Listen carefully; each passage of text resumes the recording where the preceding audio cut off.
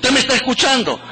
Ok, entonces, lo que es interesante en lo histórico es que Dios, por Jesucristo, en el Espíritu Santo, le dice al apóstol Pablo, se la vas a instituir a los corintios. De Corinto, o a los corintios, es donde vamos a hablar una de las grandes verdades que está pasando todavía mucho dentro del pueblo de Dios, sin entender este principio, este fundamento de Dios para todos nosotros los creyentes en Cristo Jesús. Entonces, dice el apóstol Pablo, porque yo recibí del Señor lo que también os he enseñado. Interesante, resulta que Pablo no estuvo en la mesa sentado con Jesús. En aquel entonces, Saulo de Tarso era un servidor del pueblo de Israel en cuanto a la doctrina de los sacerdotes de la casa de Dios en aquel entonces, que era el templo reconstruido por Herodes, que era el templo de Salomón. Entonces, resulta que Anás y Caifás, manifestados por Jesús, siendo ellos sacerdotes del Dios Altísimo, estaban caminando en naturaleza de pecado, siendo sacerdotes de Dios. Y estos sacerdotes estaban celebrando una Pascua, pero una Pascua conforme a naturaleza de pecado. Y cuando nosotros celebramos la Pascua, la naturaleza de pecado, Dios voltea el rostro de nosotros y no nos toma en cuenta como hijos, nos toma en cuenta como bastardos, porque no agradamos al Padre en el llamamiento que Él nos ha hecho. Entonces, lo que Dios nos enseña por su palabra es que Saulo de Tarso, siendo instruido por Gamaliel, y siendo Gamaliel un hombre temeroso de Dios, Gamaliel hacía sus prácticas judías de la Togá, es decir, de la ley de Moisés y de los profetas, lo practicaba dentro de un templo pagano, porque ya era un templo que ya era corrupto por causa del pecado, que fue el templo de Salomón reconstruido por Herodes. Por eso ustedes entenderán que la Escritura, el mismo Jesús declaró, de este templo no quedará piedra sobre piedra, será destruido todo, el santuario, el altar, los utensilios de oro, lo que fue consagrado para Dios mi Padre, esta casa será destruida. Porque en otro versículo dice que Jesús hizo azote de cuerdas y dijo, el celo de la casa de mi Padre me consume, porque vosotros habéis vuelto la casa de mi Padre cueva de ladrones. Entonces, es por esto que Jesús no participó de la Pascua con los judíos, sino que celebró la Pascua con los apóstoles. Bien, entonces, pero Jesús, por el Espíritu Santo, le da un conocimiento al apóstol Pablo para que lo anuncie a la iglesia. En otras palabras, si nosotros vamos a las Escrituras del libro de Revelaciones, capítulo 2 y capítulo 3, ustedes van a ver que Dios, por medio de Jesús, habla a las 7 iglesias. ¿De acuerdo?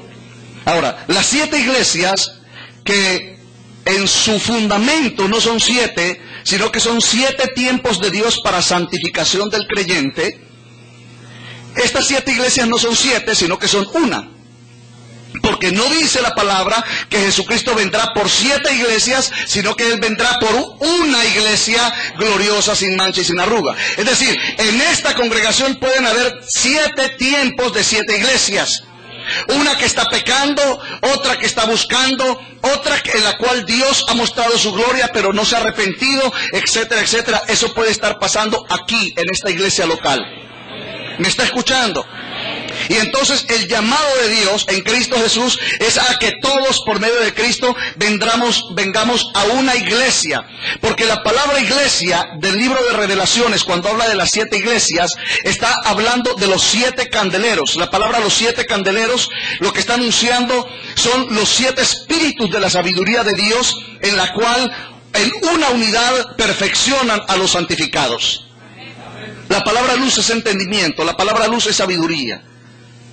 Entonces Dios nos llama a que tengamos los hijos de Dios, los 7 espíritus de Dios, para que seamos perfectos en Dios por medio de Cristo. Entonces, esos son los 7 tiempos de la iglesia. ¿Me está escuchando, iglesia preciosa? Bien. Entonces, dice el apóstol Pablo que él está enseñando, diga conmigo, enseñando lo que el Señor Jesús, la noche que fue entregado, hizo por y para nosotros. Entonces, como apóstol de Jesucristo, ¿qué tengo que hacer? Enseñarte. ¿Qué tengo que hacer? Enseñarte. Ahora, ¿qué te voy a enseñar? Bien, la doctrina de Jesús. ¿Por qué se celebra en la iglesia local una conmemoración? ¿Y qué vendría después de la conmemoración?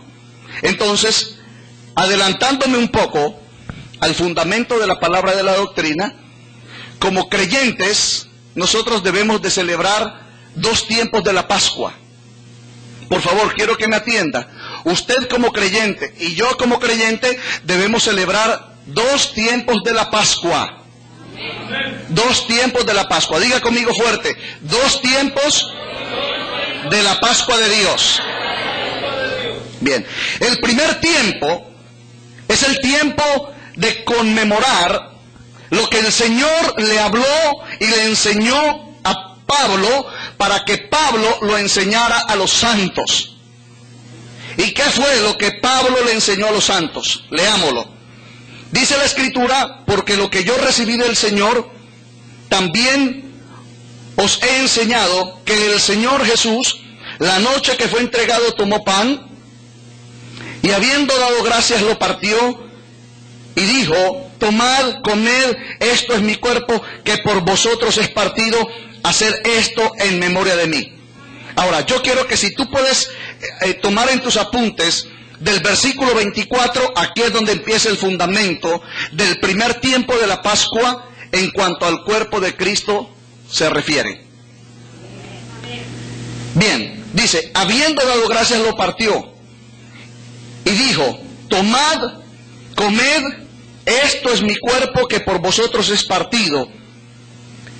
Entonces, la palabra que vamos a tomar por fundamento es que por vosotros. ¿Que por quiénes? Que por nosotros. Que por vosotros. ¿Ese cuerpo es qué? Partido. Haced esto en memoria de mí. Bien. Ahora, vamos a ver de qué cuerpo nosotros tenemos que conmemorar. Vamos por favor a Lucas capítulo, libro de Lucas capítulo 22, el versículo 1, el versículo 7,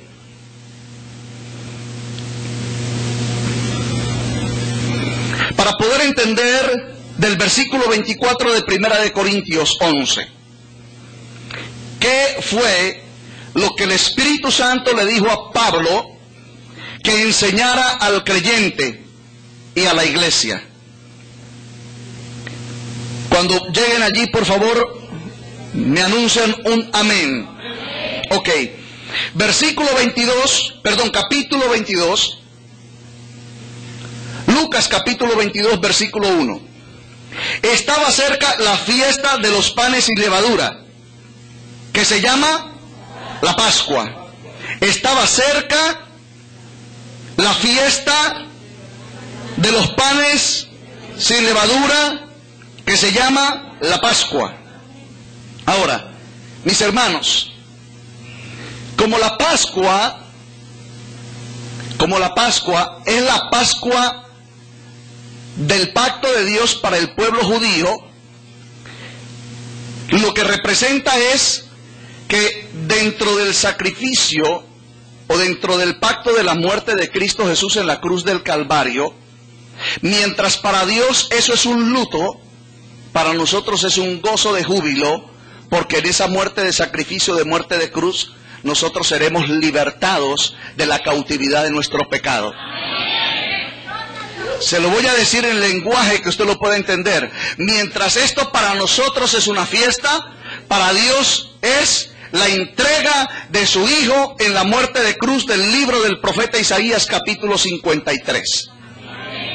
O sea, mientras para Dios Él estaba entregando a su Hijo en muerte de cruz, para nosotros era un gozo y un júbilo, porque salíamos de la condición de pecado, de la condición de maldición, donde el reino de Satanás ya no tendría más dominio sobre nuestras vidas ni sobre nuestras familias, sino que nosotros ahorita, en ese momento, nosotros saldríamos del infierno y veríamos al cielo con esperanza el Evangelio de Jesucristo, el pacto del mensaje de nuestra salvación. Ese es nuestro gozo. Esa es nuestra bendición. Es la Pascua de Jehová. La palabra Pascua no es una palabra neotestamentaria. La palabra Pascua es una palabra antiguo testamentaria.